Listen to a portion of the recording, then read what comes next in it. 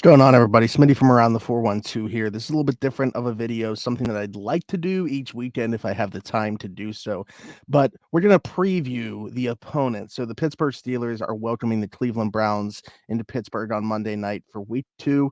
Cleveland coming off a big win against Cincinnati in week 1. Pittsburgh coming off a disastrous start to their season, losing 30-7 to the San Francisco 49ers. Not only was it bad on the field, also losing Deontay Johnson, Cam Hayward for multiple weeks. Deontay Johnson on the shorter term compared to Cam Hayward, he's going to miss 8. Deontay Johnson expected to miss multiple games, though. We know that he's not going to play on Monday night. That absence I expect to be felt in both of those guys. Both those guys, we are going to notice that neither of them are on the field, I anticipate. But let's talk about the Cleveland Browns for a second in this game against Cincinnati. Let's start on offense because I think there's more to talk about with the defensive performance that they put up against Cincinnati. So offensively, Nick Chubb did his thing, 18 carries, 106 yards. Probably should have got more than 18 carries in this game, in my opinion. Also caught 4 passes, so he did go over that 20-touch threshold. But in the passing game, I didn't think Deshaun Watson was very impressive in this one. 16 to 29, 154, touchdown, a pick. I think he left a lot on the field. And if he starts to hit on some of the things that he missed in this game, then, there could be trouble brewing for the Cleveland passing attack as well. But in terms of the rushing attack, obviously with Nick Chubb, I mean, that's their bread and butter. I know that there's a lot of talk about Cleveland going to an offensive system that kind of suits Deshaun Watson more and maybe throwing the ball more in that offense.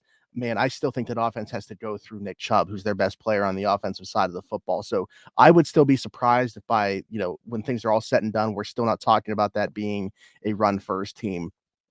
I do like some of the weapons they have. I really like the Elijah Moore addition for them. I don't like it, which is why I like it. Amari Cooper, David Njoku, Donovan Peoples-Jones. That's a formidable pass-catching group. I think David Njoku, he's always been more talented than the production he's put up. Obviously, quarterback play has kind of limited him there.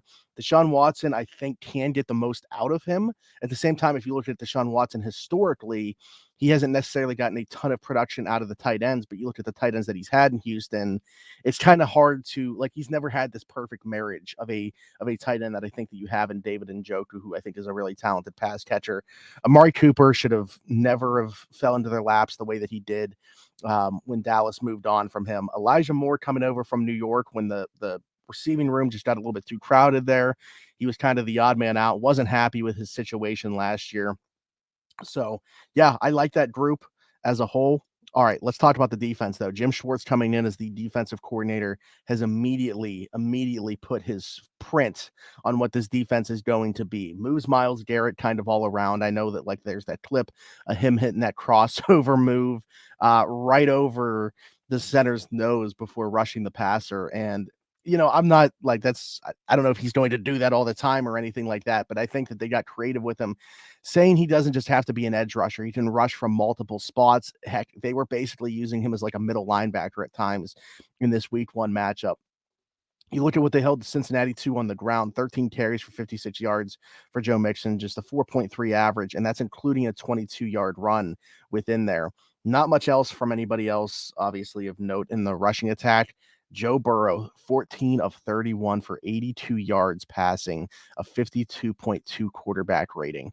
Jamar Chase, 5 receptions, 39 yards. Tyler Boyd, 2 receptions, 10 yards. And T. Higgins on 8 targets, goose egg, 0 catches on 8 targets for T. Higgins. Martin Emerson, Denzel Ward, Greg Newsome, they got a claim right now as the best cornerback trio in the NFL. And after a performance like that, holding maybe the deepest pass catching group in the league in Cincinnati to that, man. And I know that there's going to be a conversation about Joe Burrow, coming off the injury, obviously shaking off some rust. Heck, that team in week 1 of last year wasn't very good. We saw that as Pittsburgh Steelers fans. So maybe there's just something to Cincinnati getting out of the gate slow because of how they prep in the preseason and such. But Cleveland's performance, I'm not going to take anything away from what they were able to accomplish in this game. They just showed so many different looks from what a Joe Woods led defense did. And I really think that if, Cleveland is going to get back to relevancy, it starts on that side of the football. There's been a lot of talk about the offense, but man, that defense is so talented when you look at the personnel that they have. Is Jim Schwartz going to be able to get the most out of them? I really, as a Steelers fan, didn't want to see Brian Flores leave the organization and go to Cleveland. He obviously ended up leaving to go to Minnesota anyway. I really didn't want to see him go to Cleveland, but when they hired Jim Schwartz, I thought that was going to be bad news as well. Za'Darius Smith, Myles Garrett, the cornerbacks I just mentioned, they obviously have some talent. They brought in, defensive tackle. They had an issue stopping the run, bringing in guys like Shelby Harris as well to help out in that area. Jeremiah Owusu-Koramoah at the second level. Anthony Walker's a pretty good player too. Grant Delpit had maybe his best game as a pro in week one. There's some dudes on this defense. Now, how can the Steelers kind of attack that? I think it's going to be very tough without a guy like Deontay Johnson opening up space for everybody else. I think Deontay Johnson, historically, if you look, is one of the very few guys that has gotten the best of Denzel Ward head to head in their matchups. You're really going to be asking a guy like George Pickens, who's going to be the one that sees these double teams, to be able to still get his and keep things open for guys like Allen Robinson, Calvin Austin. Pat Fryermuth, I think, is going to be basically exclusively used as a receiver in this game, and I think he has to be. We're going to see a lot of 12 personnel with Darnell Washington as the inline blocker and Pat Fryermuth lined up in the slot, because in Deontay Johnson's absence, I just don't know what the solution is if that's not it. Obviously, like I said, increased role for Calvin Austin. I'm excited to see that, but at the same time, I'm not excited because it means that Deontay Johnson's not on the field. So it's going to be interesting to see how the Steelers match up with them. Obviously, you're asking for a huge improvement from week 1 to week 2 from Kenny Pickett as well. And you get something going on the ground. Only 10 rushing attempts in week 1. And I can't even say that it was because they weren't they didn't want it to be, obviously they want it to be part of the game plan. But when you fall behind 17 points as early as they did, you kind of got to be in a pass happy situation and throwing the ball 46 times as Kenny Pickett did in week 1, because you're playing catch up the entire time. So, and then as far as the Steelers defense go, without Cam Hayward matching up against that Browns offense, they're obviously going to sell out to stop Mr. Chubb, as Mike Tomlin referred to him. I think Braden Fehoko gets a helmet in this one, and I think that you're going to hopefully see him be able to keep these linebackers a little bit cleaner. They weren't very good in week 1. I just think that they are guys that you want to see play with their hair on fire coming downhill. Cole Holcomb, Elandon Roberts, Quan Alexander, those guys are going to be at their best when they're able to be kept clean, not taking on these pulling guards or guys getting to the second level, and just be able to hopefully limit Nick Chubb as much as you can. I'd be very surprised if they're able to shut him down at all in this one. Communication is going to be a big thing too, I think. Those linebackers, speaking of them, as well as the secondary, a lot of moving pieces from last year to this year. And I just think the communication aspect of things just quite wasn't there in week 1. And that's going to be the case when you have so much turnover within that group. So I think it's still a good enough group talent-wise to be able to match up with a lot of teams in the league.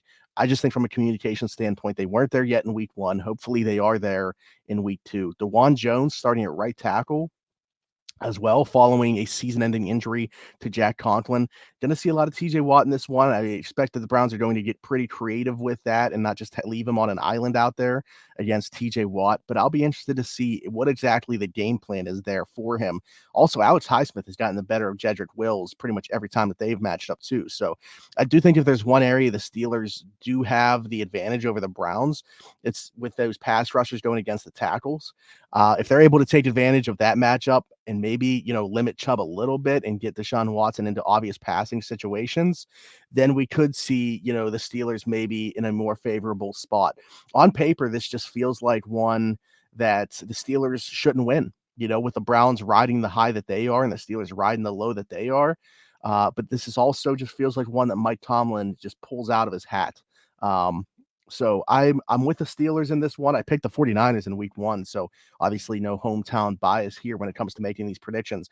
I think they win one that's not going to be very high scoring. I'm going to say like a weird score too. 22-17 is what I'm thinking right now for the Steelers in this one.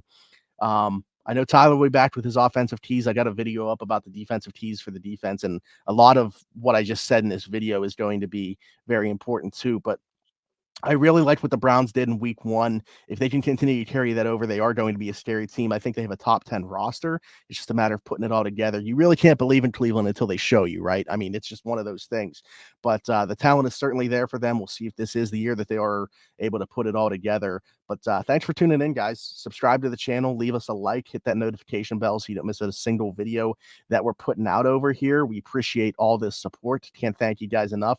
Get in on our Rocking Around the 412, year 6 of it, raised over $25,000 in doing it so far. Every year we try to give as many kids as possible Christmas in the area. Tyler and I never had to worry about that. So we try to make Christmas possible for as many kids as we can, thanks to your guys' donations. And we give away some prizes for the people that donate as well. So be sure to get involved in that. Here we go, Steelers. That's all I can say at this point, right? Let's bounce back in week 2. Hopefully, Tyler and I are talking about a big win next week on the show. But until then, thanks again for tapping in with us, and we'll see you next time. Bye-bye.